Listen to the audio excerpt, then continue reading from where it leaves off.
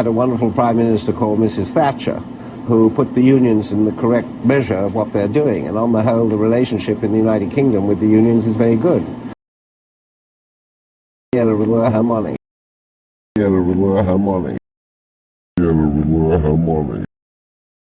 That banks were not geared at 70, 80, 90 times, which some of them were, and that in the case of investment, you look at things that are worth investing in.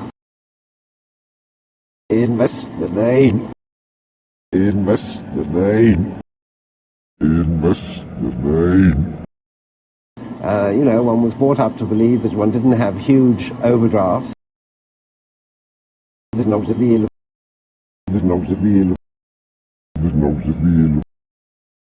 Through the technology that we give to the various weather stations, this makes people more aware of it.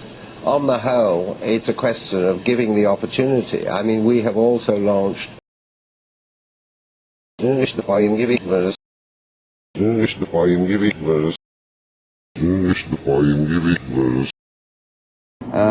you have lost a great deal of money, where do you go from here?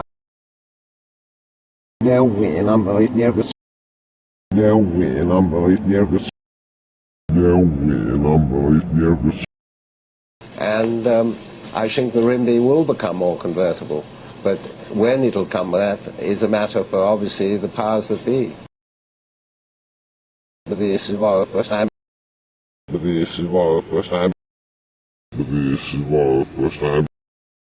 Let's face it, the world is made up of small to medium-sized businesses.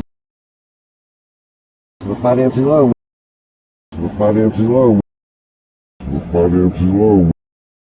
Obviously, we're a smaller economy, and it's going to have to be very difficult to convince people to reinvest.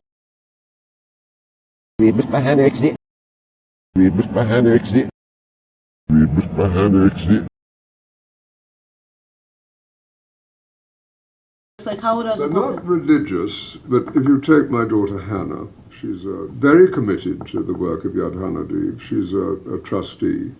And so they're all, my daughter Beth is actually converting.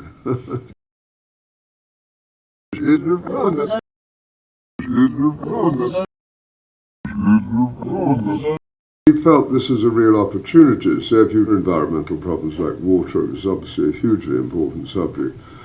If you take Arab-Israeli relationships, we've spent a lot of money with the government in setting up employment centres for Arabs, because that's one of the big problems is unemployment.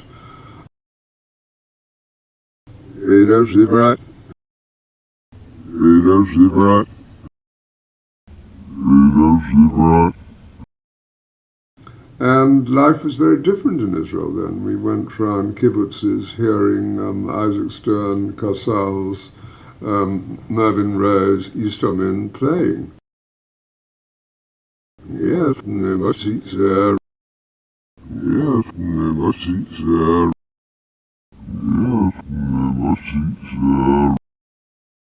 I went under the auspices of the philosopher Isaiah Berlin, and I went with him, Nicholas Nabokov, Isaac Stern, the violinist, and Raymond von Hofmannsthal, who was the son of the Hofmannsthal, who of Strauss days. No manner. No manner. No manner. No manner. I was there, yeah. It was very odd. I was asleep, and then the telephone rang, and it was Marcus Sieve, who also was a big influence on my life in those early days.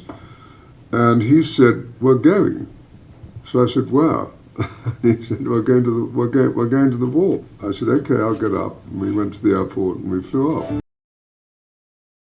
And we gave us a whistle. We give us a whistle. We give us a whistle.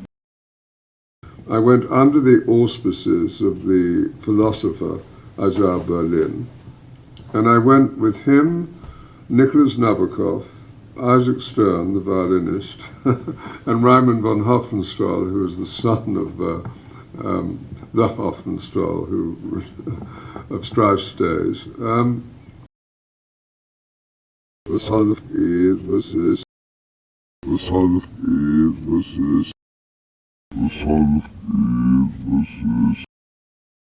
And she's been to Israel many times. She worked in the botanical gardens there. That's her thing, horticulture.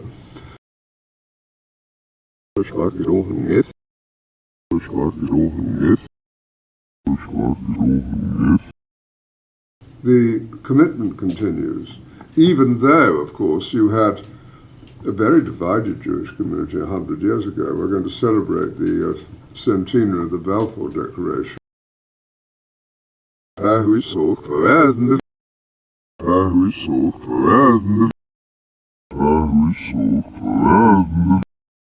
And a very, very, very important side of the Jewish people today, perhaps the most important side of Jewish people. So awareness is something I would continually underline.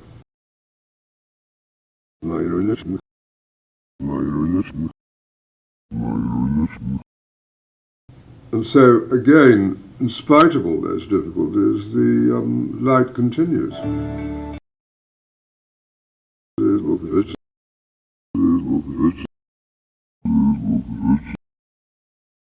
You had then a difficult choice. I mean, half of my family were very against the idea of the home of the Jewish people in Palestine. Look at this man. Look at this man. Look at this man. You had then a difficult choice. I mean, half of my family were very against the idea of the home of the Jewish people in Palestine. Yeah, that's right. Yeah, that's right. Yeah, that's right. I would wish for them, obviously, to be aware of their being Jewish and for the history of the Jewish people to rub off on them to a certain level, to give them the opportunity at least to understand, and let's hopefully that they respond to that. It's best in the nights and I feel is finished. It's best in the nights and I feel is finished. It's best in the nights and I feel is finished. It being clearly understood that nothing should be done which may prejudice the civil and religious rights of existing non-Jewish communities in Palestine.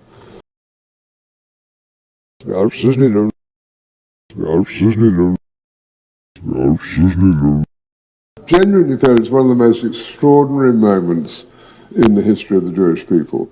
If you think it took 3,000 years to get to this. And then you say, how did this miracle happen?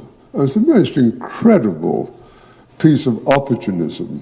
I mean, if you think you had an impoverished would-be scientist, Chaim Weizmann, who somehow gets to England, meets a few people, including members of my family, seduces them. He has such great charm and conviction. He gets to Balfour, and he unbelievably persuades Balfour and Lloyd George, the Prime Minister, and most of the ministers, that this idea of the national home for Jews should be allowed to take place. I mean, it's so unlikely. And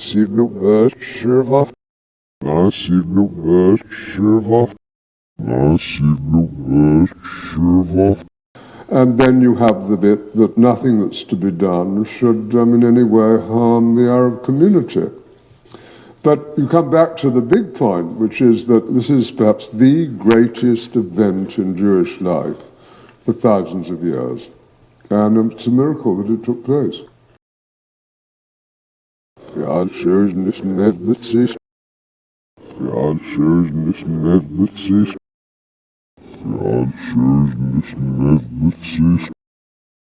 It being clearly understood that nothing should be done which may prejudice the civil and religious rights of existing non-Jewish communities in Palestine, Rothschilds money. Rothschilds money. Rothschilds money.